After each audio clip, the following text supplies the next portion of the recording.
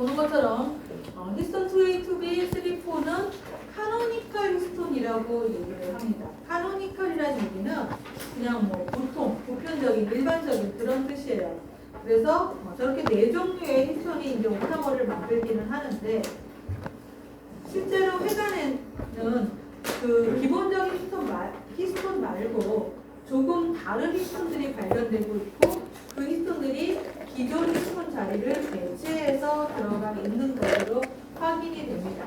그래서 보는 것처럼 특히 히스톤 2A하고 H3가 그 변형체들이 많이 그동안 발견이 되어 왔는데 히스톤 2A 같은 경우 2AZ, 2AX, 마크로 2A 이런 것들이 상대적으로 많이 알려져 왔고요. 연구가 또 되어 왔고 히스톤 H3 같은 경우는 H3.23 3.3이라는 거와 그 다음에 CNH3 센트로미어에 존재하는 CNH3 이런 것들이 많이 연구가 되어 왔어요.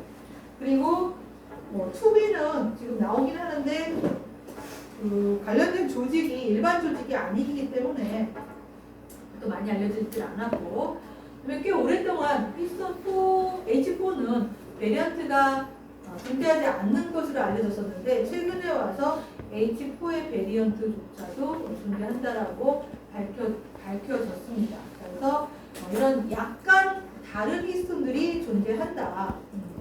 자, 이때 이 약간 다름은 어디가 다른 거냐? 주로 지금 보면 이게 여러분들 분자생물학 교재에 나와 있는 그림인데, 자, 히스톤은 엔터미널과 시터미널이 있고 가운데 쪽에 여기 HFD 히스톤 폴딩 도메인, 지난 시간에 히스톤 폴딩 도메인이라는 그 도메인을 공통적으로 히스톤들이 갖고 있다라고 얘기를 했었어요. 이 히스톤 폴딩 도메인은 그대로 유지가 되고 주로 엔터미널과 시터미널에서 조금 다른 것들을 우리가 히스톤 베리언트 변형체, 변이체라고 얘기를 합니다.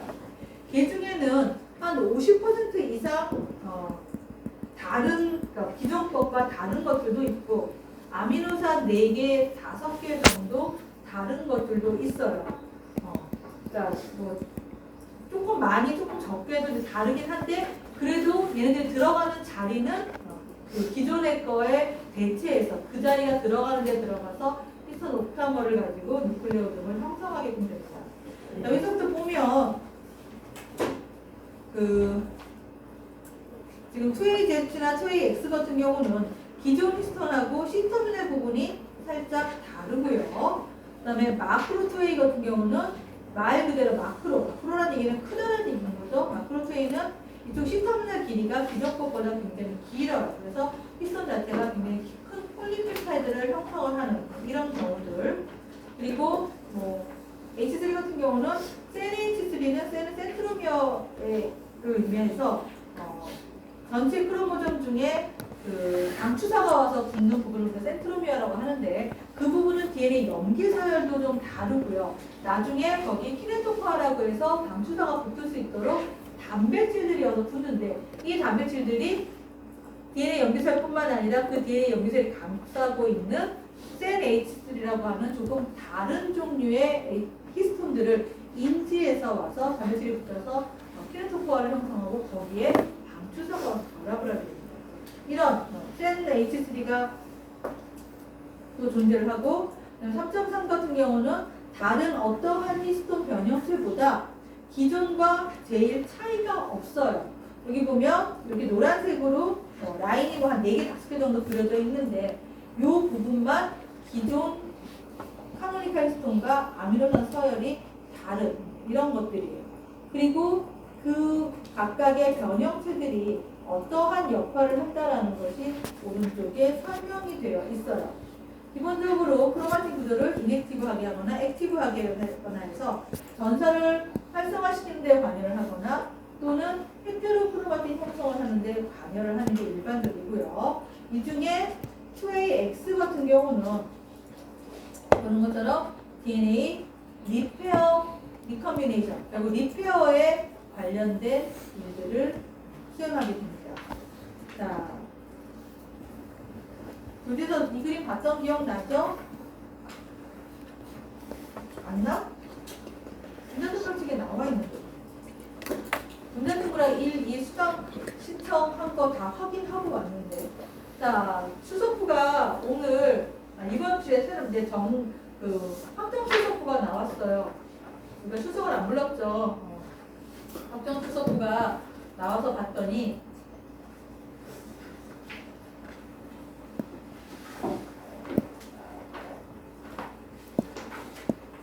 수강 인원이 34명. 많이 줄었죠. 한 40명 정도, 34명. 그 다음에 34명이 인하등급이랑 수강한 이력을 전원이 다 증명을 다 해서 전원이 다 수강, 인하등급 1, 2 수강했어요. 그치? 그럼 1, 2 수강했으면 본인들이 이센셜진 3로 공부를 했거나 4로 공부했거나 이 그림은 다 봤어야 됩니다. 수강을 했지만 기억은 안 나요? 자, 이거 내 희소 베리언트 얘기 나오면서 아까 이제 그 베리언트 하나하나에 대한 얘기를 할 건데 교재에 나와 있는 거를 갖고 얘기를 하면 얘는 2AX가 인산화된 것을 표시하고 있어요. 2AX는 히스톤 2A가 들어가는 자리에 들어가는 변형체예요. 전체 뉴클레오점의 약 10% 정도가 2A 대신에 2AX를 갖고 있는 것으로 조사가 되어 있어요. 자, 그럼 이 2AX가 무슨 일을 하느냐? 평상시에는 아무 일도 안 해요. 그냥 2A 대신에 2AX 조금 다른 아미노산이 들어가서 뉴클레오점 구조를 형성해서 존재를 해요. 그런데 그림에 보는 것처럼 데미지가 일어나요. DNA에 손상이 되면 여기 지금 나와 있는 거는 패스 오브 레이저라고 되어 있죠? 샘플에다가 레이저를 쏜 거예요. 결국 데미지를 준 거죠. 자극을 줘서 데미지를 준 거예요. 그래서 레이저가 이렇게 쭉 지나갔어요. 여러 세포를 이렇게 지나갔어요. 그러고 난 다음에 조금 이따 봤더니 이렇게 노란색으로 보이는 거, 깜깜깜 노란색으로 보이죠. 이거는 2A의 변형체인 2AX의 포스포리레이션, 인산화가 된 걸 표시하고 있어요. 그 지나간 부분에 인산화가 일어나게 되고 그 인산화에 의해서 리페어를 관여하는, 리페어를 담당하는 단백질들이 리크루트돼서 보는 게 확인이 됐어요. 자, 그러면 보통 우리가 얘가 어떤 기능을 한다, 그 기능을 하는지를 확인하는 방법 크게 두 가지예요. 걔를 없애보고 그 기능이 안 일어나는지, 또는 그 애를 더 많이 넣어주거나 만들게 해놓고 그 일이 더 잘 일어나요. 그래서 두 가지 방법으로 보통은 이제 조사를 해서 그게 맞다고 봐요. 자, 2AX가 저렇게 이제 지나가고 나면 2AX의 인산화가 일어나는 일들이 벌어지는데, 그럼 제가 안 일어나면 그 리페어가 안 일어나느냐? 2AX는 다른 그 카노니컬 히스톤에 비해서 이런 변형체를 암호하는 유전자의 개수는 작아요. 보통 우리가 기본 히스톤들은 히스톤을 암호하는 유전자가 클러스터로 있어요. 그러니까 여러 개의 유전자, 같은 유전자가 여러 번 반복이 되어 있다는 얘기예요. 이유는 히스톤이 굉장히 다른 단백질에 비해서 굉장히 많은 양을 만들어야 돼요. 그러니까 두 카피 가지고 어떤 거 1번 역할때 어디랑 3번 역할때 어디에 두 카피 가지고 전사 번역해서 카노니컬 히스톤을 만들어내기는 힘든 거죠. 그래서 같은 유전자가 반복해서 여러 번 있어요. 그러니까 결국 여러 개의 유전자로부터 전사를 해서 많은 양의 mRNA를 만들고 그걸 번역해서 히스톤을 만들죠. 그거에 비해서 이 베리언트들은 일단 전체적으로 세포에 존재하는 양이 적기 때문에 그걸 암호하는 유전자가 그냥 보통 2카피 아니면 4카피 이 정도밖에 없어요. 그래서 그 유전자를 뮤테이션을 시켜서 2AX를 못 만들게 해보는 거예요. 그러면 2AX는 없어도 2A가 있으니까 뉴클레오점 구조는 형성이 될 것이고, 이 상태도 똑같이 레이저를 처리했을 때 리페어가 어떻게 되느냐 해보면 리페어율이 굉장히 떨어져요. 결국 변형체가 존재함으로써 평소에 상관없지만 데미지를 받았을 때는 그 변형체가 없으면 리페어가 안 일어난다는 거예요. 그리고 이제 사람들이 그러면 도대체 무슨 역할을 하느냐 조사를 해봤더니, 이 인산화가 됨으로 인해서 주변에 리페어 관련된 단백질들이 그 인산화된 히스톤 2AX를 인지해서 오게끔 되는 거예요. 히스톤 변형이 아직 우리가 지금 히스톤 모디피케이션에 대한 얘기를 아직 챕터가 뒤에 나와서 아직 안 하긴 했지만 히스톤 변형에 즉 히스톤에 있는 특별한 아미노산에 인산화가 일어나고 무슨 뭐 아스피라가 일어나고 이런 거에 가장 공통적인 역할이 다른 단백질들을 데리고 오는 거. 다른 단백질들이 걔를 인식할 수 있도록 같은 히스톤이라도 인산화가 되어 있냐 안 되어 있냐에 따라서 이 단백질이 와서 결합하냐 안 하냐가 달라지는 거예요. 그래서 히스톤 2AX에 그 자세히 찾아보면 뭐 130몇 번 세인의 인산화가 된다고 나와 있는데 그게 인산화가 되면 그걸 인지해서 리페어하는 단백질이 와서 붙는 거예요. 그러면 이제 이 리페어하는 단백질 하나가 온 다음에 얘가 또 다른 애 또 데리고 오고 또 데리고 오고 그 부분을 이렇게 느슨하게 만들어서 리페어에 필요한 단백질들이 접근 가능하게 해서 그 부분을 리페어를 하게끔 됩니다. 결국 우리가 DNA가 데미지가 되면 리페어가 되기는 해요. 근데 이걸 누가 여기 데미지 됐다라고 알려준다는 거죠. 자, 프로캐리오트, 유캐리오트 전부 다 데미지된 DNA를 방송해서 알려주는 시스템들을 갖고 있어요. 근데 이제 유캐리오트 같은 경우 그 중에 중요한 시스템이 이렇게 그 DNA, 데미지된 DNA가 감싸고 있는 히스톤의 2AX 변형체의 인산화가 일어나면서 그 인산화에 의해서 리페어 단백질들이 리크루트가 돼서 리페어가 실제로 일어나요. 그리고 리페어가 끝나고 나면은 저 2AX는 보통 그 DNA로부터 이렇게 디스어셈블리해서 버려버리고 다시 이제 정상적인 2A를 집어넣게끔 됩니다. 보통 한 10개의 뉴클레오점에 하나 정도에서 2AX의 비율을 들어있는데 그 뉴클레오점의 히스톤의 인산화가 리페어를 촉진하는, 리페어를 유도하는 역할을 하게 됩니다. 그래서 저 2AX 못 만들게 하면 리페어율이 굉장히 떨어지는 것을 관찰할 수 있어요. 자, 여기 지금 이렇게 간마라고 표시를 하죠. 이게 지금 인산화된 2AX를 표시할 때 이게 2AX로 표시를 하게 됩니다. 자, 그리고 여기 노란색은 이제 표시한 건 여기 안티바디로 잡았다라고 얘기를 하죠. 자, 보통 우리가 안티바디가 같은 2AX라도 인산화가 된 걸 잡을 수 있고 인산화가 안 된 걸 잡을 수 있게끔 안티바디가 굉장히 스페시파이 되어 있어요. 그래서 레이저 하기 전에는 저 인산화된 2AX가 디텍션이 안 되는데 레이저 썼다는 얘기는 데미지를 시켜놓고 났더니 그 2AX가 인산화가 되면서 안티바디에 디텍션이 돼서 지금 형광염료를 보면 저런 식으로 노란색을 나타낸다라는 걸 표시하고 있습니다. 자, 그 2AX 같은 경우는 리페어 시스템을 온시키는, 인듀션 시키는 역할을 베리언트가 하게 되고요. 자, 이것도 역시 여러분들 교재에 나왔었던 그림이에요. 그럼 전체적으로 이런 베리언트들이 어디에 퍼져나가 있냐. 자, 베리언트가 뭐 한 10개 이상 밝혀졌지만 우리가 이걸 다 외울 수는 없어요. 자, 나라면 한 4개 정도만 기억할 것 같아요. 4개 정도? 엑스클로버는 5개? 5개 정도만 기억할 것 같아요. 2AX 아까 베리언트 리페어에 관련됐다고 얘기를 했고요. 자, 그 다음에 여기 지금 그림에 나와 있는 2AX 데미지 되면 인산화가 되는 거. 그 다음에 자, 여기 CNH3 또는 CNPA라고도 얘기를 해요. 센트로미어, 뭐 바인딩 프로테인 이렇게 해서 CNPA 또는 CNH3. 자, 센트로미어에 결합하고 있는 얘는 나중에 방주사가 결합할 수 있는 키네토코어 형성에 필요한 단백질이고요. 자, 그 다음에 3.3과 2AZ.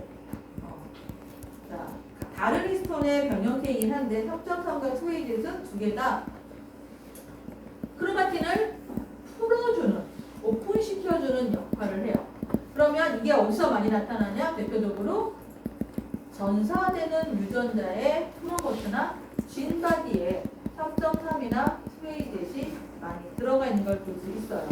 자, 얘네들이 들어가게 되면 뉴클레오점의 안정성을 조금 떨어뜨리게 되고, 자, 히스톤 옥타버가 이렇게 DNA가 이렇게 감고 있을 때 기본 게 들어있으면 이렇게 있다면 여기에 2A 대신에 2AZ이 들어가거나 H3 대신에 3.3이 들어가게끔 되면 얘들이 약간 좀 이렇게 뜨는 이런 그 차이를 만들어주고 있거든요. 그러면 이 부분이 전사 시작부이거나 또는 진 방기거나 또는 인핸서거나 이런 부분이면 오픈돼서 느슨하게 돼서 폴리머레이즈도 붙기 쉽고 붙은 폴리머레이즈가 일롱게이션에서 가기도 쉽고 인핸서라면 전사인자가 와서 붙기도 쉬운 이런 구조를 만들게 됩니다. 그래서 이 베리안트 두 개는 기존 거와 달리 조금 불안정한 뉴클레오존 구조를 형성하는 데 기여를 하고 결과적으로 전사 활성화와 관련되어 있는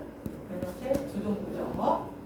그래서 여기 보면 액티브 트랜스크립션이라고 나와 있죠. 그리고 사실 2AGC 이 교재에는 이게 헤테로크로마틴 바운더리에서 나온다고 얘기를 하는데 헤테로크로마틴 바운더리에서 관찰되는 것도 맞기는 해요. 그런데 요즘에 와서는 이 전사 시작 부위에 특히 트랜스크립션 스타트 사이트 주변에 2AGC 많이 관찰이 되고 이 2AGC를 못 들어가게 하면 전사가 잘 일어나지 않는 그런 것들이 관찰이 됩니다. 두 개 다 액티브한 역할을 한다라고 보면 될 것 같아요. 자, 그 다음에 또 하나는 여기 마크로웨이. 말 그대로 뉴클레오점이 히스톤이 커요. 사실 이게 히스톤은 굉장히 작은 폴리펩타이드고요. 얘네들이 8개가 모여서 DNA를 감고 있는데 안쪽에 있는 단백질의 크기가 커지면 어떻게 되겠어요? DNA와 접하는 면적도 넓어지겠죠. 즉 많은 양의 DNA가 옥타머와 이렇게 감고 있겠죠. 그러면 뉴클레오점 구조는 더 안정적이고 프리 DNA는 더 비중이 작아지는 효과를 갖고 있고요. 대표적으로 마크로 2A는 어디서 관찰이 되냐? 여기서. 인액티브한 X 크로모점. X 크로모점 두 개 중에 하나는 랜덤하게 인액티베이션을 시키게끔 되죠. 이때 인액티베이션이 된 X 크로모점에 아주 초반부는 아니지만 점차 인액티베이션이 되게 되면 2A 대신에 마크로 2A가 들어가는 걸 볼 수 있어요. 그래서 이 마크로 2A의 그 삽입이 크로마틴 구조 인액티베이션에 관여한다. 결과적으로 DNA 연기체는 같지만 거기에 2A가 들어가냐 마크로 2A가 들어가냐에 따라서 하나는 액티브한 X 크로모존이 되고 하나는 인액티브한 X 크로모존이 되기 때문에 에피제네틱한 요소로 이 히스톤 변형체들도 작용을 한다는. 자, 그래서 지금 내가 5가지 얘기를 했죠. 2AX 리페어의 셀 H3 센트로미어, 마크로 2A 크니까 인액티브한, 그 다음에 3.3 2AZ은 액티브한 부분에 들어가서 크로마틴 구조의 변형을 초래해서 전사 활성화와 관련이 있다. 활성화를 유도한다. 이게 다 여기 구제에 나와 있을 거예요. 병원 안 다녔지만. 자, 그 다음에 또 그러면 이런 변형체들이 얼마나 일반적이냐, 즉 진화적으로 얼마나 보존이 되어 있느냐. 자, 보면 2AZ 같은 경우 전체 진핵 생물에서 일반적으로 다 존재할 만큼 유니버설, 일반적인 어떤 현상이에요. 그리고 마크로 2A 같은 경우도 버티브리티의 대부분 다 존재를 해요. 그리고 3.3도 유니버설. 자, 여기서 말하는 건 이 변형체가 특정한 종에만 존재하는 게 아니라 일반적인 진핵생물에 다 존재한다는 얘기예요.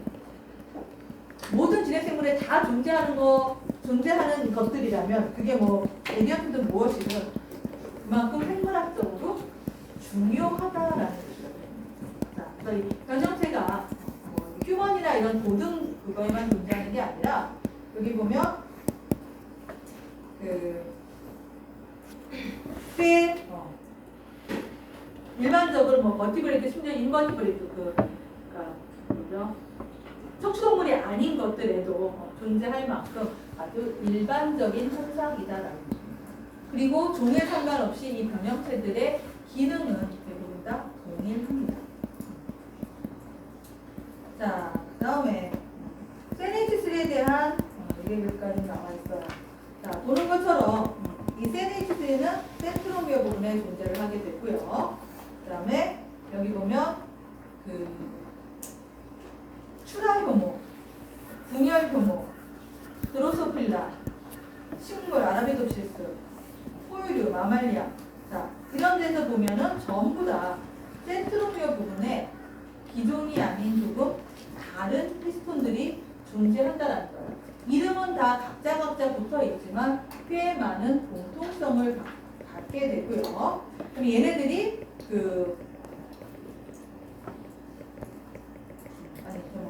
얘네들이 결국은 공통적으로는 전부 다 키네토코어 형성에 관여를 하게 됩니다.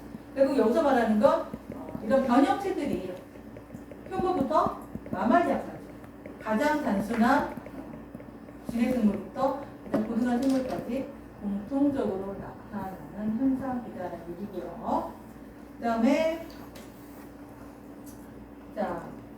이거 지금 현미경 사진인데 여기 보면 지금 이렇게 점점 나와 있는 부분들이 헤테로크로마틴 부분들이에요. 그리고 그 부분에 센트로미어 관련되어 있는 이 베리언트에 대한 안티바디로 이렇게 스테이닝을 해서 지금 한 거예요. 보면 이쪽과 이쪽이 오버래핑이 되죠. 결과적으로 헤테로크로마틴 센트로미어 부분은 텔로미어와 더불어 이넥티브한 구조를 갖고 있는 부분들인데 저 센트로미어 부분에 이렇게 이넥티브한 부분에서 시선 변형체가 존재한다라는 걸 보여주는 사진입니다. 자, 여기는 뭐 나머지 것들은 이제 DNA 메틸레이션, 그다음에 K9 메틸레이션, HP1, RNAI가 표모부터 마말리안까지 얼마만큼 다 존재를 하느냐. 사실 여기 보면 우리 앞에서 표모 두 가지 얘기할 때 차이점 중에 하나가 이런 차이점들이 있었어요. K9 메틸레이션이 이 폼베에는 존재하는데 세르비지에는 존재하지 않는 같은 효모들이 좀 차이가 있어요. 그래서 보통 우리가 이 센트로미어 이런 이넥티브한 얘기할 때는 효모보다는 이 폼베를 가지고 연구를 많이 하게 되고요. 반대로 액티브한 모디피케이션, 대표적으로 히스톤 H3K4의 라이신의 메틸레이션 이런 연구를 할 때는 폼베보다는 세르비지에를 더 많이 갖고 연구를 해요. 그래서 이걸 다 외울 필요는 없는데 효모가 두 종류가 있지만 약간의 차이는 있다라는 것 정도만 알아주세요. 이 얘기가 그 앞에 챕터 4의 실험동물 얘기할 때 굉장히 자세하게 나와요. 그래서 그냥 그때 내가 대충 하고 넘어가긴 했는데 이런 차이가 있다. 심지어 이 RNAi 패스웨이, 즉 mRNA의 스몰 인터피어런스 RNA가 만들어져서 여기 결합해서 mRNA 번역 억제하는 시스템을 우리가 RNAi라고 얘기하죠. RNA 인터피어런스의 I예요. 이것도 폼베에는 없고, 폼베에는 있고 세르비지에는 없는 이런 두 개의 차이점들이 있습니다. 자, 다음에 나옵니다. 그렇다면 이 베리언트들은 언제 들어갑니다? 카노니칼 히스톤은 언제 들어가냐면 언제 들어가요? 카노니칼 히스톤은 S기 때 들어가요. 세포 주기 중에서 G1에서 G2, MSG S기 때가 DNA가 복제가 되는 시기고 그 복제돼서 새로 Y폭 얘기를 하면서 복제가 되고 나면 그때 이 기본 히스톤들이 새로 합성된 DNA에 감겨서 누클레오존 구조를 형성해요. 그런데 기본과 베리언트의 가장 큰 차이점은 베리언트 히스톤은 S기가 아닌 G1이나 G2기 때 들어가요. 따라서 합성도 카노니칼은 주로 S기 동안만 카노니칼 히스톤이 합성이 돼요. 그런데 베리언트 히스톤은 S기 동안에는 거의 합성이 안 되고 G1이나 G2기 동안에만 들어가요. 그래서 이 베리언트에 인코퍼레이션 되는 방법을 레플리케이션 인디펜던트 인코퍼레이션이라는 표현을 사용을 합니다. 이 표현은 교재에도 지금 나와 있고요. 지금 교재에 보면은 레플리케이션 인디펜던트 패스웨이 또는 레플리케이션 인디펜던트 인코퍼레이션이라는 표현을 써요. 그래서 카노니칼과 베리언트의 큰 차이점 중에 하나가 되는 S기 이외의 복제와 상관없이 들어간다. 그래서 보통 복제 이후에 G2기 때 얘네들이 센트로미어나 이런 애들이 들어가는 걸 볼 수 있어요. 여기 지금 그 얘기를 하고 있는데 자, 보는 것처럼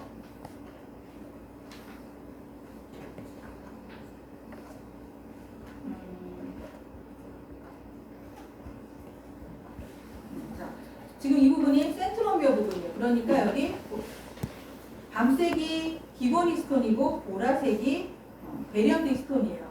자, 애쓰기 전에 이미 지금 다 보라색으로 센트로미어 부분이 바뀌어 들어갔어요. 그러면 이제 애쓰기 때 복제할 때는 어떻게 되냐? DNA가 복제하기 위해서는 뉴클레오존 구조가 풀어져야 돼요. 즉 히스톤 옥타머가 떨어져 나오게 되고 그 프리 DNA 상태에서 DNA를 두 가닥으로 벌려서 복제를 하고 거기에다가 다시 히스톤 옥타머를 담아서 뉴클레오존 구조를 형성해요.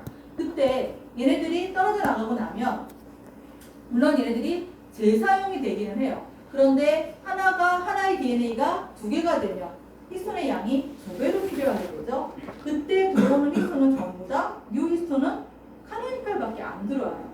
그러면 얘가 됐든 어쨌든 반은 기존 히스톤이고 반은 그 베리언트 히스톤이고 반은 새로 만들어진 카노니칼 히스톤이 들어오게끔 돼요. 그런 다음에 그래서 이거 지금 이렇게 세 가지 방식으로 표시를 해놨어요. 이 그림은 우리 뒤에 그 뉴클레오존 어셈블리 얘기할 때 어떻게 풀어헤쳐졌다가 다시 어셈블리 하는지 얘기가 나오니까 그때 다시 보기로 하고요. 자, 어쨌든 이렇게 됐다가 그 양쪽으로 한 반쯤 들어왔다가 그 다음에 G2기가 되면 보는 것처럼 3.1 에빅션. 에빅션이란 말은 제거한다는 뜻이에요.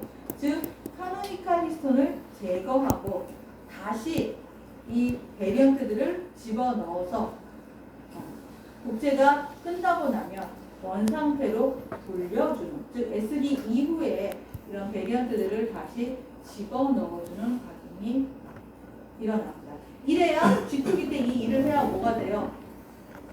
M기 때 방추사가 와서 있겠죠. 이 일을 안 하면 M기 때 방추사 결합이 불가능해지죠.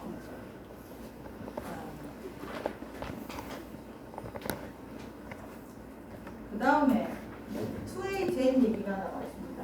자, 2AZ는 3.3과 더불어 액티브한 크로마틴 구조를 만들어주는 그 변형체라고 얘기했었어요. 자, 실제로 어디에 많이 존재하느냐? 여기 보면 효모, 마우스, 드로소필라, 아라비도시스 얘가 좀 나와 있는데 보는 것처럼 TSS는 트랜스크립션 스타트 사이트의 약자로 전사 시작 부위를 얘기합니다. 보통 우리가 파설트로 이렇게 표시를 하죠. 자, 전사 시작 부위 업스트림과 다운스트림에 이 2AZ 베리언트가 가장 많이 들어가 있는 것을 볼 수 있어요. 점차 뒤로 갈수록 녹색이 옅어지죠. 2AZ의 양이 줄어든다는 얘기예요.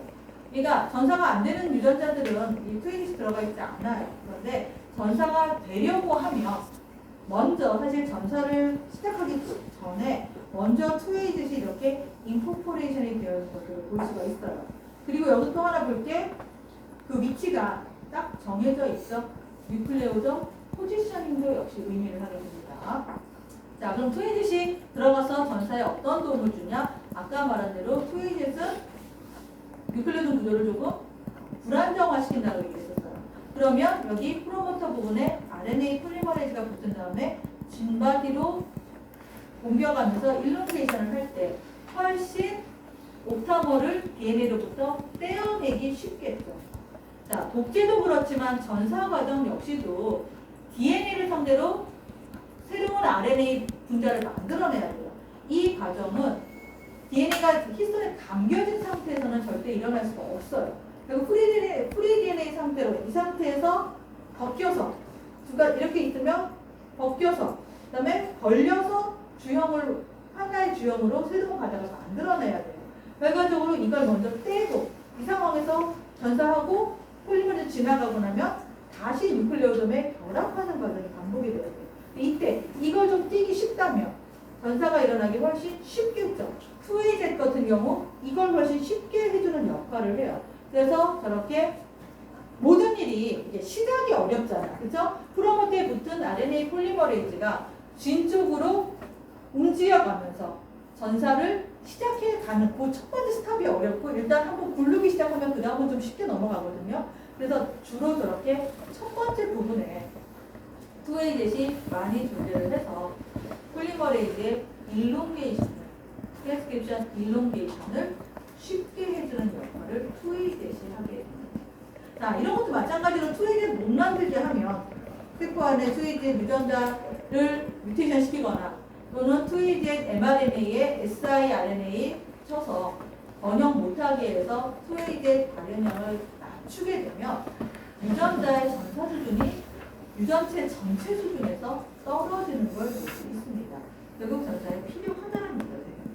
그리고 보는 것처럼 흉어에서부터 나말까지 전부 다 공통적으로, 물론 여기 보면 지금 드로스플레나 아라비도시스는 프로모터 부분에 투웨이 대신 관찰되지 않고 있어요. 그렇지만 더 중요한 건 윗부분보다 아랫부분이죠. 폴리머레이즈는 일로 옮겨가는 거니까. 그래서 전사가 시작되는 전사 시작 부위에 투웨이 제들이 들어가서 전사를 촉진시키는 역할을 한다.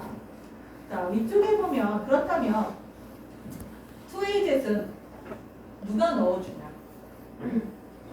카노니칼 히스톤은 S기 동안에 풀어줬다가 넣었지만 이 S기가 아닌 다른 시기에 누가 베리언트를 넣어주냐? 자, 이렇게 히스톤을 넣어주는 단백질을 우리가 전부 다 샤페론이라고 얘기를 해요. 자, 샤페론이란 말은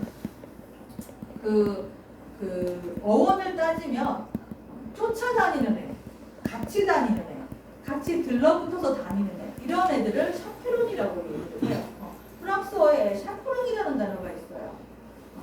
샤프롱이라는 얘기는 같이 다니면서 이렇게 시중 들어주는 이런 사람을 샤프롱이라고 얘기를 해요.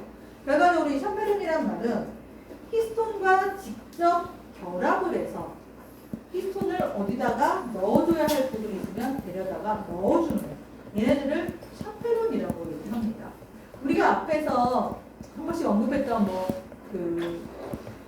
히스톤 모디파이하는 엔자임이라든지 ATP 디펜던트 크로마틴 리모델링 컴플렉스나 이런 애들은 히스톤하고 딱 들러붙어서 뭘 이렇게 같이 이렇게 다니지는 않아요. 필요하면 잠깐 상대로 일을 하긴 하지만 둘이 같이 다니지는 않아요. 그런데 샤페론이라고 하는 단백질은 히스톤하고 결합을 해서 뉴클레오적으로부터 떼어내야 되면 같이 떼어내서 붙잡고 있어요. 어디 못 가게. 왜냐하면 다시 갖다 집어넣어야 됩니다.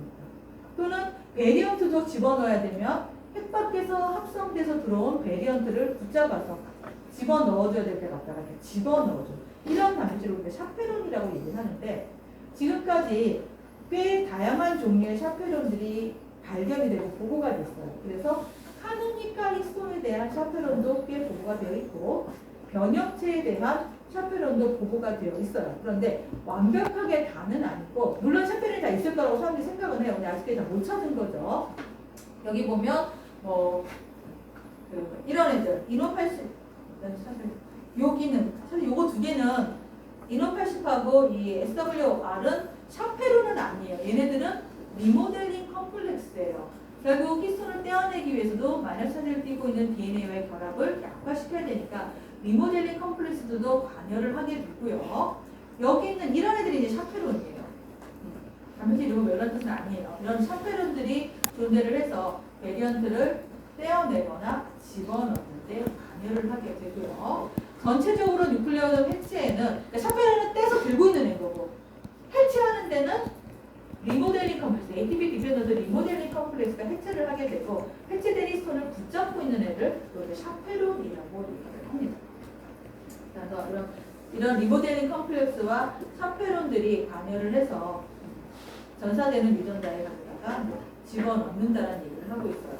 여기 보면 지금 투웨이젯은 녹색으로 표시하고 있고 하늘색은 카노니칼.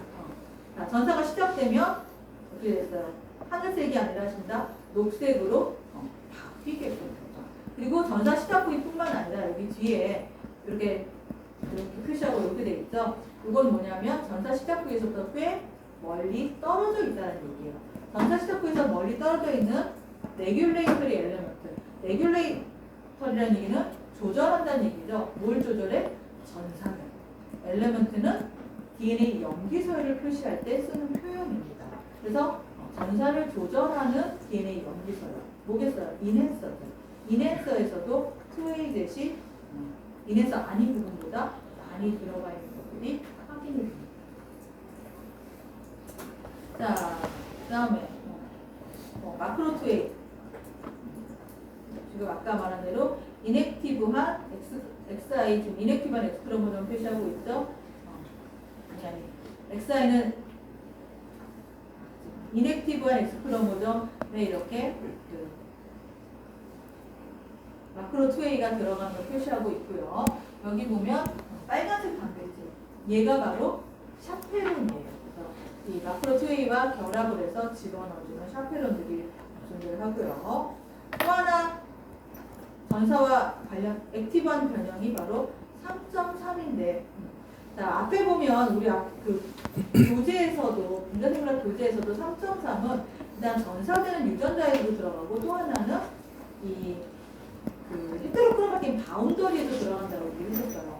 자 일단 3.3 액티브한 그 역할로는 전사되는 유전자에 얘는 전사 시작 부위보다는 조금 뒤쪽 3' 쪽에 많이 들어가게 되는데 이때는 여기 요 단백질 컴플렉스, 보통 우리가 히라 컴플렉스라고 얘기를 하는데 이런 서브유니트로 되어 있는 이 단백질이 이 3.3과 직접 결합을 해서 샤페론으로 작용을 해서 3.3을 카노니컬 히스톤이 떨어져 나간 자리에 집어넣는 역할을 해요. 자, 처음에는 일단 전사가 되기 전에는 기존 H3가 들어가 있게 되고요. 자, 폴리머레이즈가 지나가기 위해서는 옥타머가 해체가 된다고 했었어요. 해체가 되고 나서 폴리머레이즈 하나 지나가고 나면 다시 어셈블리가 됩니다. 이때 어셈블리하는 과정 중에 H3를 넣는 게 아니라 H3.3 변형체를 집어넣게 돼요. 이러면 얘 역시도 이 뉴클레오틱 구조를 조금 느슨하게 만들어줘요. 폴리머레이즈가 한 번만 지나가는 게 아니라 지나가고 나면 계속해서 프로모터에 또 다음 그 다음 폴리머레이즈 와서 계속 지나가야 돼요. 첫 번째는 어렵게 지나갔지만 두 번째는 조금 더 쉽게 지나가게 만들기 위해서 이 뉴클레오틱 구조를 조금 느슨하게 만들어주는 거예요. 이 만드는 방법으로 뭐 아스틸레이션도 있고 여러 가지가 있을 수 있지만 베리언트도 역시 역할을 하나 해서 처음에 H3를 풀어헤치고 지나간 다음에 그 자리에 3.3을 넣어주게 되면 두 번째 오는 폴리머레이즈는 훨씬 쉽게 지나갈 수 있는 그런 상황을 만들어주게 돼요. 특히 그래서 실험적으로 조사를 해보면 H3.3 같은 경우는 PSS 부분보다는 쥔의 흑부분, 보통 우리가 3' 엔드라고 얘기를 하죠. 3' 엔드로 갈수록 3.3의 인코퍼레이션이 삽입이 훨씬 더 많은 것을 볼 수 있습니다. 자, 역시 마찬가지로 얘도 레귤레이터리 에러먼트 인핸서에도 3.3 베리언트가 많이 들어가 있는 것을 볼 수 있어요. 자, 이게 밤색은 3.3을 표시하는 거고 보라색은 3.3이 아닌 거예요. 자, 인핸서에 많이 들어가 있고 여기 전사 시작 부위보다 앞쪽이에요. 프로모터죠. 아까 2AZ 같은 경우는 프로모터에도 많이 들어가 있었어요. 근데 3.3은 프로모터에서는 거의 관찰이 안 되고 뒤에 쥔 바디로 갈수록 3.3의 그 인코퍼레이션이 확인이 돼요. 그리고 얘는 트랜스크립션 하기 전에 들어간다기보다는 쥔 쪽에서는 트랜스크립션이 일어난 이후에 인코퍼레이션이 되는 그런 방법이거든요.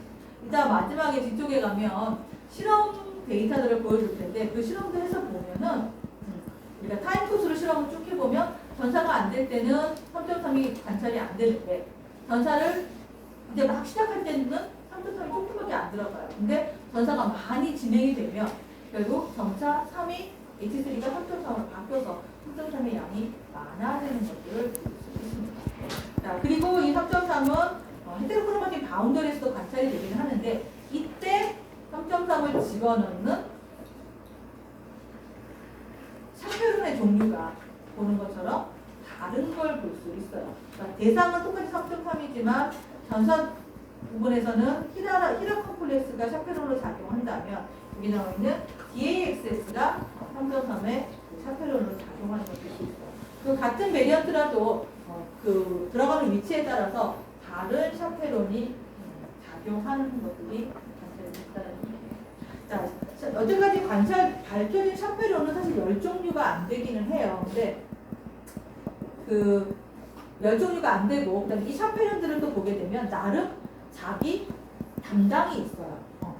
그 담당의 정도가 아주 스트릭트하지는 않은데 그래도 나름 자기가 선호하는 담당하는 히스톤들이 있어서 그때 필요한 히스톤을 떼거나 떼서 붙잡고 있거나 그 다음에 합성된 히스톤 나머지를 붙잡아서 갖다 집어넣는 역할을 셔틀을 해주게 됩니다.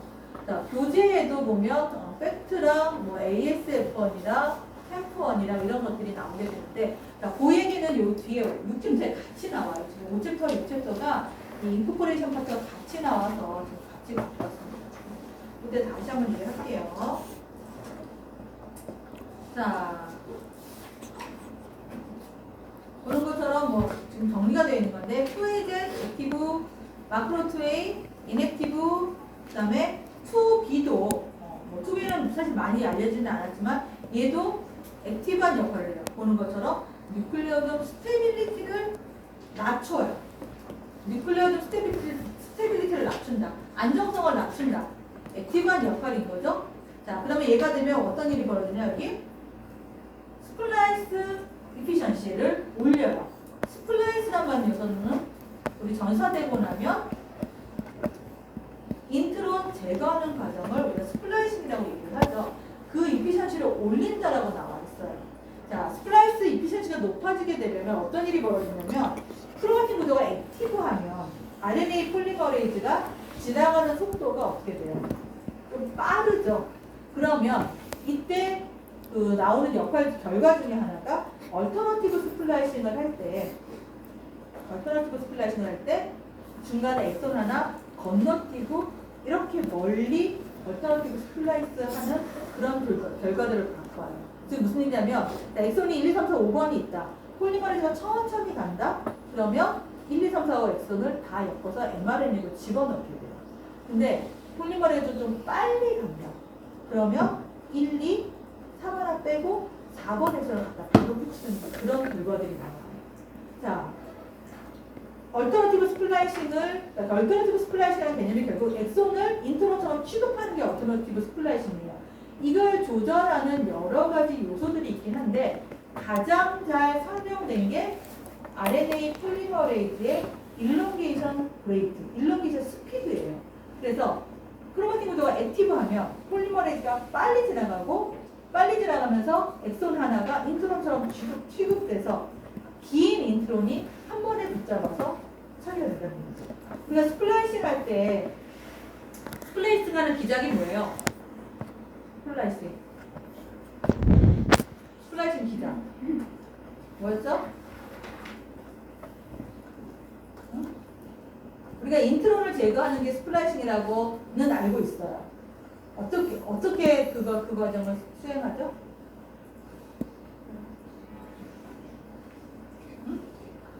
Moving from splice site, 슬리파인 도어 사이트를 그리고 모델에서 픽셀이 붙이는 자, 이만큼이 인트론이다.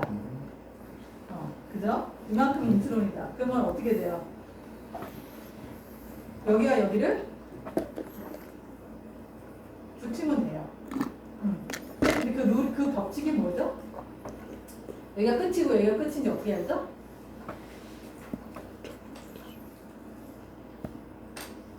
야, 이 중에 나한테 분자수로 수업 들은 사람이 꽤 있잖아. 어떻게 하죠? 얘가 인트론 끝인데 어떻게 알지? 이거 물론 모양은 이렇게 하죠. 이렇게. 이거 뭐지? 올가미. 근데 이거 올가미 어떻게 만들죠? GUH 룰이란 말이 이렇게 안 나오나? 그쵸? 자, 인트론 양 끝에 염기 서열이 있어요. 우리가 어디가 그러니까 결국 남는 부분이 엑손이고 없어지는 부분이 인트론이에요. 그럼 사람이 생각을 했겠죠. 도대체 남는 부분의 시퀀스가 중요해서 걔를 남기고 인트론을 없애는 건지 아니면 인트론 자체 시퀀스가 뭔가 특별하고 중요해서 그 부분을 너 인트론이구나 하고 알아서 잘라내는지 어느 쪽이에요? 후자죠. 인트론 염기살을 인지해서 잘라내요. 엑손은 진마다 다 지정하는 암노사이 다르니까 염기살이 다양해요. 그래서 엑손의 말단에는 그 공통적인 염기살이 존재하지 않아요. 공통적인 염기설은 인트론 말단에 존재를 해요. 그래서 5' 쪽에는 염기설이 GU 뭐 어쩌고 저쩌고 몇 개가 있고, 근데 GU가 이제 굉장히 그 거의 뭐 100% 가깝게 존재를 하는 거죠. 반대쪽에는 AG 염기설로 끝나요. 물론 앞에도 몇 개가 이렇게 해요. 그래서 이 염기설을 인지해서 스플래시에 관여하는 단백질들이 결합하고, 그럼 여기서부터 3' 쪽에서부터 한 수십 베이스 업스트림 쪽에 브랜치 사이트라고 하는 또 나름의 특별한 염기설, 그 중에 아데닌 염기설이 있어서 그걸 이렇게 갖다 붙이는 거죠. 5'에서 이렇게 갖다 붙이는 거죠. 그리고 여기를 잘라서, 이렇게 붙이면 얘가 혼자 너덜너덜하죠? 이 너덜너덜한 애가 어디로 가요? 일로 가죠. 3' 쪽에 가서 자르면 얘와 얘는 떨어져 나오고 둘이 가서 붙는 거죠. 이게 스플라이싱이에요. 자, 이 과정을 하기 위해서는 단백질들이 필요한데 폴리머레이즈가 빨리 지나가면 어떤 일이 벌어지냐? 여기에 인트론이 이쪽 5'짜리가 원래 이렇게 잘라야 돼요. 그런데 폴리머레이즈가 빨리 가다 보니까 이 다음에 엑손이 하나 있었고 그 다음 또 인트론이 있었거든. 저기 인트론까지 한 번에 가서 붙어버리는 거. 그럼 여기 중간에 끼인 엑손이 인트론 쪽에서 나가버리는 거죠. 얼터너티브 스플라이싱이라는 개념은 다들 알 거예요. 그러면 이 얼터너티브 스플라이싱을 하는 그들하는 기작이 뭐냐? 왜냐하면 프리RNA 염기설은 같은데 어디를 엑손으로 인지하고 어디를 인트론으로 인지할 거냐를 그거에 대한 질문들이 그러니까 궁금하죠. 어떻게 인지하는지. 근데 그걸 잘 모른단 말이에요. 근데 또 지금까지 그래도 제일 잘 설명되는 예가 폴리머레이즈가 일롱게이션이 빨리 되면 건너뛰어서 엑손이 없어진다. 그럼 폴리머레이즈가 일롱게이션을 빨리 하기 위해서 필요한 거? 크로마틴 구조가 액티브하다. 아스틸레이션이 많이 되어 있고 느슨해야 폴리머레이즈가 빨리 가게 되면 그 부분이 빨리 지나간 부분의 엑손이 인트론처럼 돼서 같이 없어진다는 거죠. 그리고 스플라이싱을 할 수 있는 아무래도 스플라이싱은 폴리머레이즈가 지나가면서 그 5' 쪽부터 스플라이싱이 일어나요. 100% 일치하는 건 아니지만 그래도 먼저 만들어진 RNA부터 스플라이싱이 진행이 되는데 폴리머레이즈 일롱게이션이 빨라지면은 RNA 합성 속도가 빨라지게 되고 중간에 엑손이 엑손으로 살아남지 못하고 양쪽에 있는 인트론에 의해서 같이 덩어리로 날아간다는 거예요. 그래서 이런 것들, 이 스플라이싱 속도를 여기 이런 베리언트가 뉴클레오적 스테빌리티를 낮추면 여기서 스플라이싱 이피션시는 빨리 지나가니까 끌어가지고 스플라이싱 이피션시를 올려준다는 표시를 하고 있습니다. 자, 그 다음에 뭐 섭전상 같은 경우도 아까 같이 나왔던 그림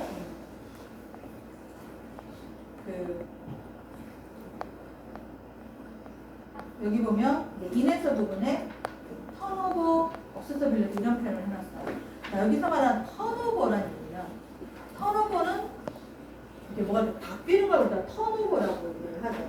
자, 이 턴오버 뭐냐면 자, 히송 옥타머에 DNA가 이게 감기면 뉴클리오점을 한 번 만들어지고 나면 영원히 그대로 있냐? 아니면 계속해서 뭔가 뉴클리오점들이 좀 이렇게 왔다 갔다 하냐? 자, 지금까지 알려진 건 왔다 갔다 한다는 거예요.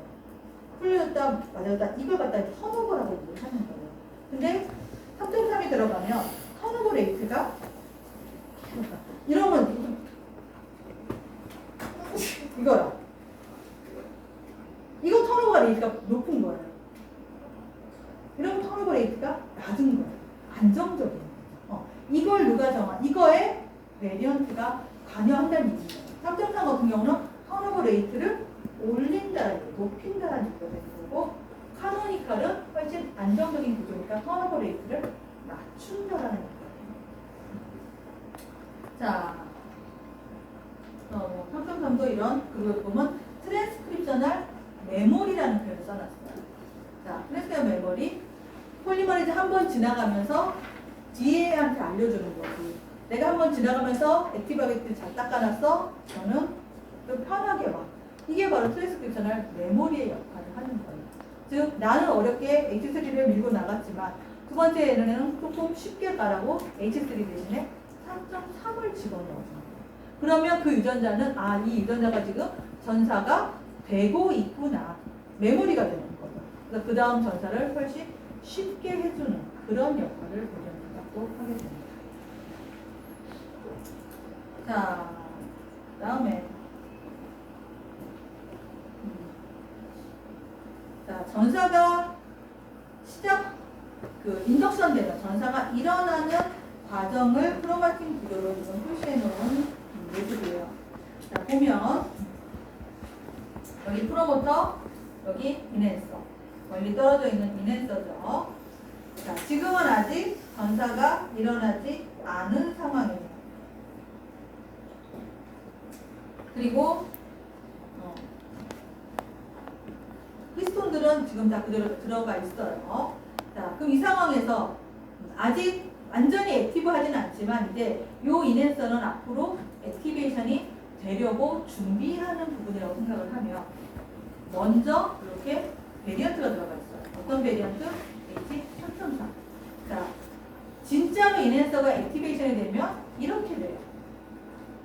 자, 여기 보면 뉴클레오존 구조가 없죠. 자, 떨어져 나온 거.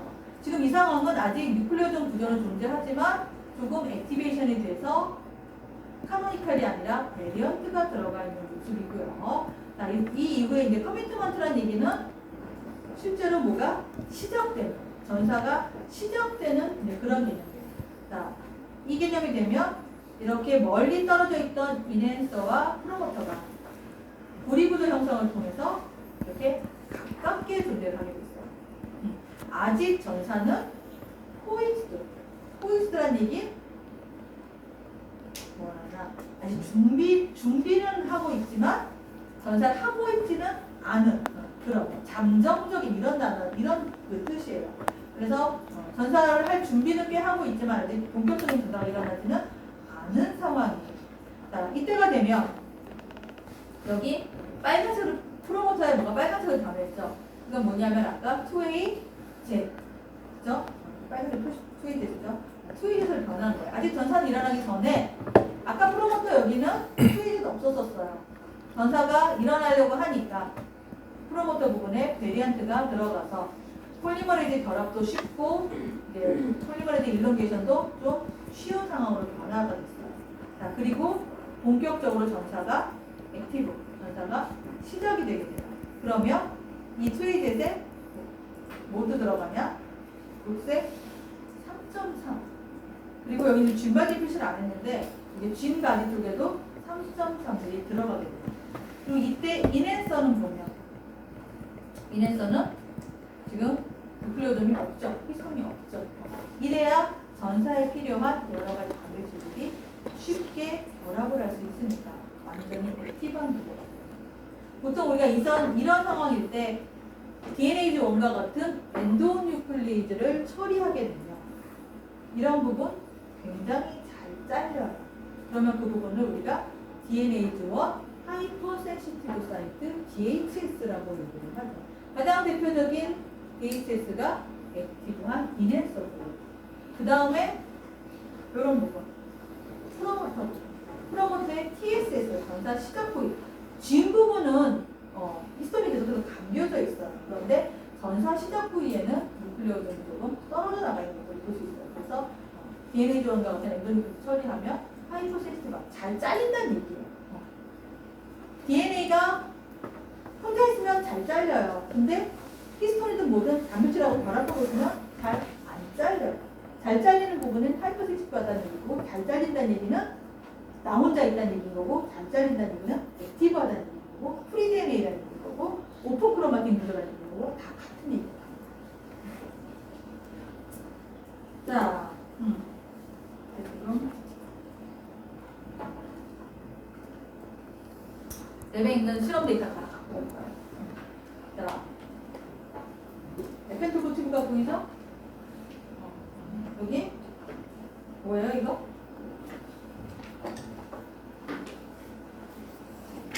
전자생물학 실험, 생명과학 실험 다 했잖아. 뭐죠? 뭘까? 튜브 바닥에 뭐가 적혀 있어요? 이건 뭘까요? DNA? DNA가 빨간색으로 보이나?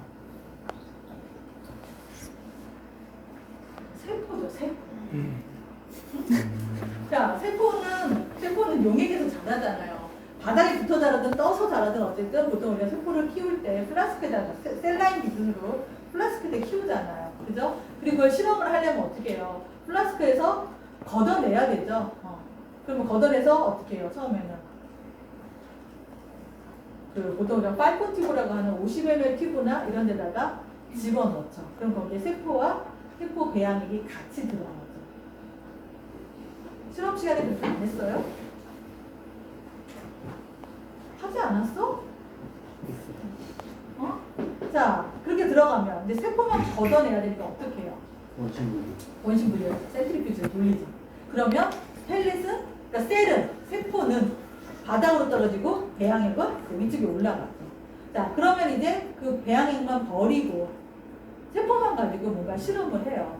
요거는 이쁘게 사진을 찍고 싶어서 그 펠렛을 다시 요만큼의 그 배양액에 이렇게 풀어가지고 에펜돌프 튜브 1.5mm짜리 에펜돌프 튜브에다가 옮기고 다시 센트리퓨즈 돌려서 위에 배양액 걷어내고 밑에 세포, 그러니까 이건 그냥 핵이 아니라 그냥 세포 전체예요. 세포를 밑에 다운시켜가지고 4개를 현미경 4개를 그 사진으로 찍어놓은 거예요. 핸드폰 갖고 그냥 찍은 거예요. 자, 보면 여기 이렇게 뭔가 약간 그 아이보리색으로 보이죠? 얘네들이 지금 세포 펠렛이에요. 자, 그리고 이 4가지는 뭐냐면 색깔이 하얗고 살짝 빨갛고 좀 더 빨갛고, 그렇죠? 여기 보면 0, 24, 48, 72라고 들어있어요. 그리고 플러스 HMBA라고 되어 있어요. 이게 무슨 얘기냐면 이거는 적혈구 계통의 세포주 셀라인이에요. 셀라인에다가 적혈구 계통의 세포주라고 했으니까 얘를 적혈구 세포로 분화를 시킨 거예요. 어떻게? 약물을 처리해서. 우리 몸에서는 자연적으로 일어나는 과정인 거고, 이건 이제 실험실상에서 하기 위해서 분화를 시킨 거예요. 자, 만약에 이렇게 분화된 세포라면, 분화된 세포는 뭘 안 하죠? 열을 안 하죠. 그렇죠? 이런 세포는 세포주로서 계속 키울 수가 없어요. 왜냐면 이미 분화가 됐으니까 더 이상 분열을 안 해요. 자, 이런 상태로 셀라인 상태로 키우고 있어요. 계속해서 분열을 하는 거죠. 그리고 내가 어떤 분화 관련된 실험을 하고 싶다. 어떤 유전자의 발현을 인덕션, 강제로 올리고 싶다. 그러면 보통 이런 그 세포에 맞는 화학약품을 쳐서 세포를 분화시키고 유전자 전차를 유도하게 됩니다. 그래서 얘는 적혈구 세포여서 적혈구 세포를 분화하기 위해서 이 약을 친 거예요. 그래서 0, 20, 48, 72에 셀을 끌어모아서 그러니까 하피스트라는 표현을 쓰죠. 하피스트 해가지고 이렇게 현미경 사진을 한번 찍어 놓은 모습이에요. 적혈구 세포고요. 적혈구 세포의 가장 대표적인 특징은 셀이 빨갛다죠. 그죠? 여러분 피가 빨간 이유는 피에 떠다니는 적혈구라고 명명된 세포가 빨개서 피가 빨간 겁니다. 자, 인덕션을 시켜놨고요. 그 다음에 그러면 여기 두 번째 나와 있는 건 셀 사이즈예요. 이렇게 동안에 세포의 지름의 크기를 재어봤어요. 어떨까요? 이렇게 분화가 됩니다. 세포의 지름의 크기는. 분화된 세포와 분화된 세포의 크기는 어떨까요?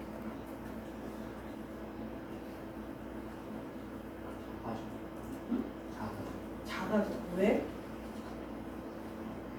왜 작아지죠?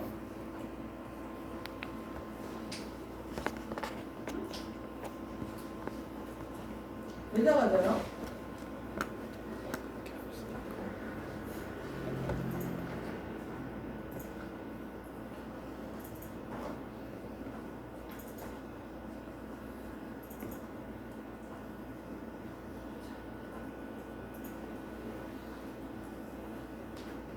뭐죠? 세포죠. 셀이죠. 자, 여기 세포가 몇 개나 보여요? 몇 개 보여, 세포? 13개?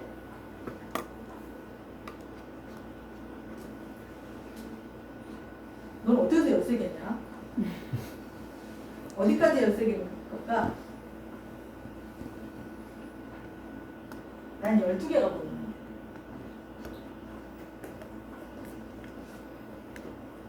자, 한번 세볼까요? 서프기부터 세볼까? 자, 하나, 있죠? 여기 핵있잖아. 하나, 둘, 셋, 넷, 다섯, 여섯, 일곱, 여덟, 아홉, 열, 열하나,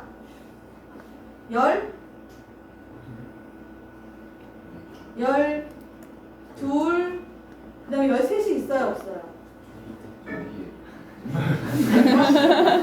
이게 너무 행복한 모르겠는 거잖아.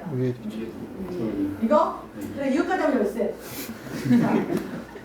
자, 이 세포를 보면, 자, 이 세포들을 보니까 대충 사이즈가, 이게 이제 그 세포를 이렇게 눌러갖고 찍었으니까 단면이 조금 더 넓게 보이기도 하고 좀 좁게 보이기도 해요. 근데 다른 세포들에 비해는 어때요? 그쵸? 그러니까 안에 보니까 어떤 일이 벌어졌어요? 핵이 2개예요. 이게 어느 식이죠? 응? 여기서 SB와 큰일 나지. 이거는 M기의 말기. 이야. 야! 너무 신나.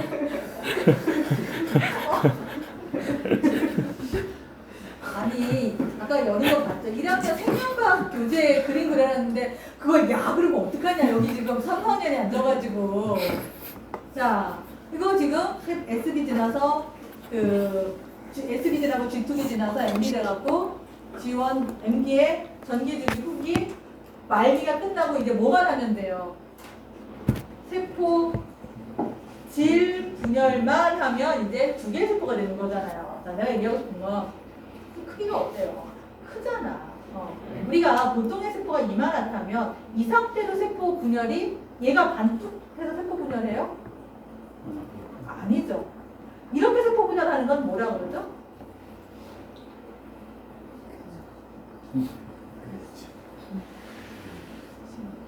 자, 세포 하나가 분열을 했는데 요거 반만 해도 이거 2개가 되는 거야.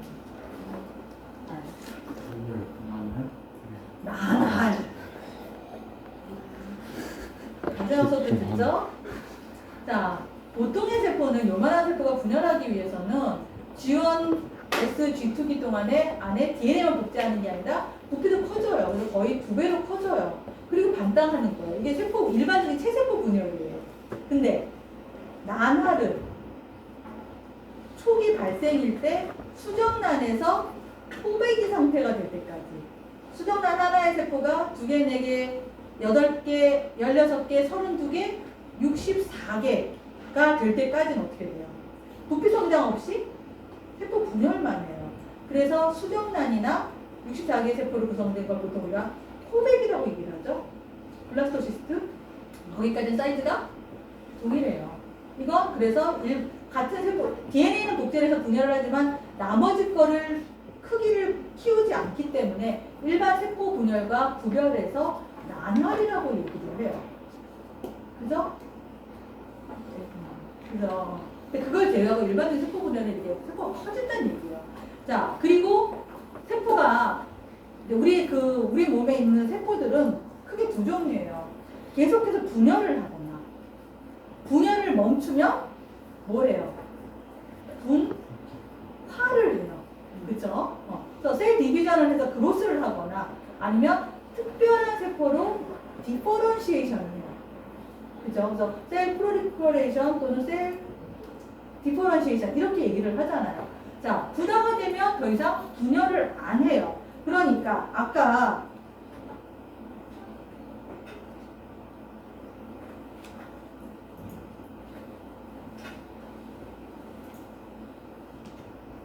그거 어디 갔지? 자, 이 같은 경우는 점점 빠졌더니 분할을 했다는 얘기예요. 더 이상 분열을 안 하니까 세포들의 지름 사이즈가 약간씩 내려가는 걸 볼 수 있어요. 그래서 세포의 크기들을 가지고 이 세포가 분열하는 세포인지 더 이상 분열하지 않는 세포인지 더 이상 분열하지 않는다는 얘기는 분할을 한다라고 얘기하면 같은 개념입니다. 그래서 우리가 암을 치료하는 방법을 세포를 분할을 시키려고 노력을 하잖아요. 분화가 안 되는 거니까. 자, 이 상황에서 빨개진 거 적혈구 세포니까 대표적으로 전사되는 유전자 글로빈 유전자겠죠. 헤모글로빈 단백질의 알파 체인, 베타 체인을 만들어내는 알파 글로빈, 베타 글로빈 유전자의 전사가 결국 이 적혈구의 헤모글로빈을 만들게 돼요. 자, 그래서 여기 나와 있는 여기 베타, 이게 베타 글로빈, 베타 체인을 만들어내는 글로빈, 베타 글로빈 유전자의 엑손 2와 엑손 3에다가 여러분이 아는 RT-PCR을 해봤어요. 엑손 2와 엑손 3의 프라이머를 디자인을 하고, 그 다음에 이 4단계에서 각 시간마다 RNA를 추출하고, RNA를 cDNA로 바꾸고, 그 다음에 프라이머로 그 cDNA를 PCR을 떠봤어요. 그리고 정량을 했어요. 리얼타임 PCR로 정량을 했어요. 자, 보면 여기 앞에 막대기 2개 안 보이죠? 이거 0시간, 24시간. 그리고 48시간이 되니까 베타글로빈 엑손 2의 cDNA가 이만큼 나왔어요. 72시간이 되니까 더 많아졌어요. 자, 보면 여기 아직 글로빈 전사가 안 일어나니까 헤모글로빈 안 만들어지니까 세포가 지금 하얀 상황이고, 자, 48시간 되니까 전사가 좀 일어났죠? 약간의 지금 헤모글로빈이 만들어지고 있는 것이고, 72시간 글로빈 유전자 전사가 많이 된다는 얘기는 번역해서 단백질 많이 나면서 빨리 된다는 얘기입니다. 자, 그리고 이 부분들을 다른 방식으로 해서 봤더니 0, 24는 전사가 안 되다가 이제 약을 쳐놨으니까 24는 아직 약은 들어왔지만 아직 유전자 전사까지는 안 된 거죠. 뭔가 전사를 하기 위한 준비를 아마도 하고 있지 않을까라고 생각이 되는 것이고, 48시간은 이제 본격적으로 전사를 시작한 거예요. 72시간 많이 하는 거죠. 자, 이 상황에서 0에서 72시간에 단백질을 추출해서 다양한 단백질들의 발현량을 웨스턴 블롯으로 갔어요. 자, 위쪽에 있는 가타, 타알, KLF1 이런 거는 전사인자예요. 그 적혈구 관련된 전사인자들이고요. 자, 전사인자들의 발현량은 별반 여기도 차이가 없어요. 자, 그리고 그 밑에 3.4, H3, 2AJ, 2B, 베타튜블린 5가지 단백질에 대한 얘기가 나와요. 자, 보면 H3, 2B, 기본 카노니컬 히스톤 4단계에서 별 차이는 없어요. 3.3, 2AJ도 발현량의 차이는 별 차이가 없어요. 그리고 그 웨스턴의 컨트롤로 베타튜블린을 로딩 컨트롤로 사용을 해놨어요. 여러분들도 아마 신호 웨스턴 블롯 할 때 베타튜블린이나 또는 액틴을 로딩 컨트롤로 썼을 거예요. 베타튜블린, 액틴이 뭐죠? 어? 하우스키핑질인 것도 맞아요. 무슨 단백질이죠?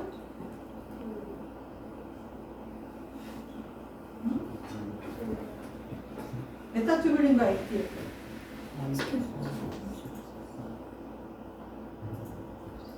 자, 이게 베타튜블린이고 노란색, 여기 파란 게 액틴입니다. 베타튜블린, 미세소관이라고 배웠던 세포 뼈대를 형성하는, 골격을 형성하는 단백질입니다. 그 다음에 액틴, 마이크로 필라멘트라고 했던 밧줄 모양의 단백질 하는 그 재료예요. 그래서 액틴, 튜블린 각자 하나하나 폴리펩타이드로 구형인데 얘네들이 쭉 연결이 돼갖고 하나는 안에 반구조가 있는 마이크로 튜브를 만들고 또 하나는 엮여서 액틴 필라멘트를 만들고 있어요. 결국 모든 세포 안에 존재하는 세포 골격을 형성하는 엄청나게 발현량이 많은 단백질이에요. 그래서 그 단백질을 보통 우리가 웨스턴 할 때 로딩 컨트롤로 많이 사용을 합니다. 자, 결국 여기서 말하는 건 세포가 분할을 해도 이런 그 변형체의 발현에는 별 차이가 지금 없다라는 거예요. 그렇지만 특정한 유전자, 모든 유전자가 아니라 글로빈 관련되어 있는, 즉 분화와 관련된 유전자의 전사는 이렇게 48시간에 뜨기 시작을 했어요. 그리고 이 상황일 때 크로마틴 히스톤들이 어떻게 존재를 하는지 크로마틴 IP 실험을 해가지고 다 측정을 하고 이걸 마지막 서머리 그림을 그려놓은 것이에요. 막대기로 측정한 데이터를 보여줄 수 있지만 여러분들이 이해하기는 너무 힘들 것 같아서 이걸 서머리 그림을 갖고 왔어요. 자, 보면 어닝지수 상태. 아직 전사가 안 되는 상황이에요. 아무 약 안 친 상황이에요. 이냈어 그냥 뉴클레오점, 프로모터 그냥 뉴클레오점, 전사 안 되는 상황이에요. 그 다음에 아까 HMB 약첩조 분할을 시도하기 위해서 여기 24시간이에요. 아직 전사는 안 되는 시기였었어요. 근데 이미 이네서는 프로모터에 이렇게 가까이 위치하게 되어 있고요. 그 다음에 여기 뉴클레오점 다 있는데 여기 보니까 어때요? 살짝 뉴클레오점들이 조금 비껴나갔죠? 비어졌죠? 그리고 여기 빨간색과 파란색으로 표시가 되어 있어요. 빨간색과 파란색은 뭘 얘기하냐면은 3.3가 2A셋이 들어간 뉴클레오점을 얘기하고 있어요. 베리언트가 이제 인코퍼레이션이 됐다는 얘기입니다. 아직 전사가 되기 전에 이네서를 활성화시키는 과정 중에 베리언트가 들어가게 되고요. 그 다음에 프로모터 부분에는 아직 전사 안 돼요. 여기 파란색으로 표시가 되죠. 파란색은 2A셋을 표시해요. 즉 2A셋은 전사 시작 부위에 전사가 일어나기 전에 먼저 인코퍼레이션이 되는 걸 크로마틴 IP 실험을 해서 담배식하고 실험을 해서 볼 수 있고요. 그 다음에 트랜스크립션 이니시에이션 스테이트, 즉 전사가 시작되고 있어요. 48시간. 많이는 아니지만 전사가 이미 진행이 되고 있죠. 자, 이때가 되면 프로모터에 히스톤에 빨간색이 들어갔어요. 즉 3.3의 인코퍼레이션이 시작이 됐다는 얘기예요. 그리고 72시간이 되면 풀리 트랜스크립션, 즉 전사가 엄청나게 지금 RNA가 많이 나오고 있죠. 그리고 이 3.3이 쥐의 뒤쪽으로 3' 쪽으로 이렇게 인코퍼레이션이 돼서 들어가는 거예요. 여기는 지금 빨간색이 여기도 보이죠? 여기는 아직 빨간색이 안 보여요. 실제로 우리가 부분이 다 PCR 프라이머 떠가지고 조사를 해서 봤더니 이런 것들을 볼 수 있어요. 결과적으로 세포 안에 3.3이 더 늘어나거나 2A셋이 늘어난 건 아니에요. 그 4가지 타임 코스 동안에. 그렇지만 이 글로빈 유전자 같은 경우는 이제 전사가 시작이 되면서 전사 전에 미리 준비하는 시기에도 이 베리언트가 특정한 부분에 들어가고 전사가 시작되면서 들어가는 거고 전사가 많이 진행이 되면서 들어가는 것들도 볼 수 있고, 그 다음에 아래쪽 그림 같은 경우는 이런 과정을, 자, DNA 여기서 다 똑같아요. 이런 구조가 달라지면서 전사가 된 거죠. 자, 여기서 이네서를 잘라버려 봤어요. G는 손 안 댔어요. 이네서 염기설만 한번 잘라버렸어요. 그랬더니 전사가 일어나지 않게 되고, 그 다음에 크로마틴 루핑이나 여러 가지 어떤 그 베리언트 인코퍼레이션도 일어나지 않는 것을 볼 수 있어요. 그리고 G에 아무 손 안 댔는데 이네서가 없다고 해서 베리언트 인코퍼레이션 전사가 안 일어나고, 자, 오른쪽 거 같은 경우는 프로모터 딜리션. 자, 프로모터 딜리션이라고 말을 했지만 정확히 딜리션한 거는 탄탄박스, 우리 마이너스 25에 PBP가 결합하는 염기설 탄탄박스, 고기 염기설 한 2-3개만 없애버렸어요. 나머지 손 하나도 안 댔어요. 그랬는데 전사 하나도 안 일어났어요. 이 경우는 루핑은 됐어요. 왜? 이네서가 멀쩡하니까. 그러니까 인코퍼레이션도, 베리언트 인코퍼레이션도 이네서 일어나고 루핑도 형성이 돼요. 그런데 프로모터가 탄탄박스가 없으니까 제네랄 트랜스크립션이나 RNA 폴리머레이즈가 못 오게 돼요. 그 결과 전사는 안 일어나니까 전사 디펜던트한 H3.3의 인코퍼레이션, 이 부분 빨갛게 되는 거. 그게 지금 요게 안 일어나요. 그래서 이네서가 있으니까 여기 파란색은 들어왔어요. 파란색은 전사 이전에 들어가는 거라서 이네서 디펜던트하게 2A셋의 인코퍼레이션은 되지만 트랜스크립션 디펜던트한 3.3의 인코퍼레이션은 일어나지 않는 것들을 볼 수 있어요. 자, 이런 실험들을 통해서 베리언트가 어떻게 타임코스로 들어가고 어떤 부분에 들어가고 이 들어가는데 이네서, 프로모터 또는 트랜스크립션이 어떻게 관여하는지를 볼 수 있는 실험들. 자, 베리언트 파트가 여기 3개는 한 페이지밖에 없긴 하지만 뭐 여러 가지 사정상 그렇게 됐고 그래도 또 알 건 알아야 됩니다. 그래서